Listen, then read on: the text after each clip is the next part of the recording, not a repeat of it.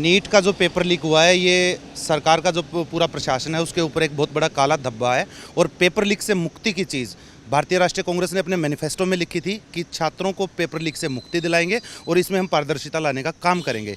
लेकिन सरकार का निकम्मापन ये उजागर करती हैं ये चीज़ें बार बार, जो इस तरह की घटनाएं होती हैं और किस तरह से भारतीय जनता पार्टी और उनके जो सहयोगी हैं, सुभाषपा पार्टी के जो राजभर जी की पार्टी है, उनसे जुड़े हुए लोग किस प्रकार से पेपर लीक की इस धांधली में सामने आ रहे हैं, वो धीरे धीरे जाँच का प्रोसेस आगे चल रहा है।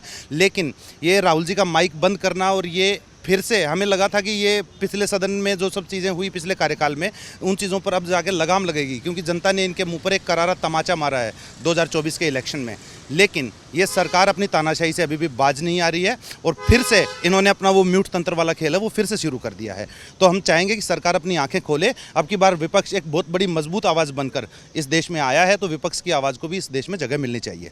जैसे आपने कहा, विपक्ष भी इस बार मजबूत है और जब वापस से ओम बिरला स्पीकर पद पे उनको मिला तो राहुल गांधी ने अच्छी पहल की और उन्होंने ये भी कहा कि आप सत्ता पक्ष और विपक्ष दोनों की बात को इक्वली सुने। लेकिन क्या आपको लग रहा है कि संसद में वो होता दिख रहा है अभी? देखिए, राहुल जी ने जो बात की है वो स्वस्थ लोकतंत्र के लिए बहुत ज़रूरी है।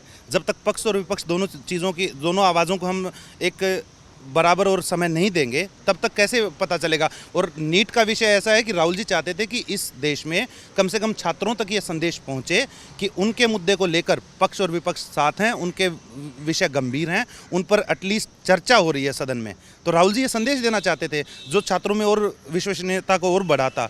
लेकिन दुर्भाग्य की बात है कि सत्ता पक्ष ये नहीं चाहता है। राहुल जी की आवाज़ को बार बार दबाने का काम किया जाता है। संविधान के प्रति जो इनकी नफरत है उसी का तो नतीजा है कि आज ये बहुमत से बहुत दूर रह गए हैं।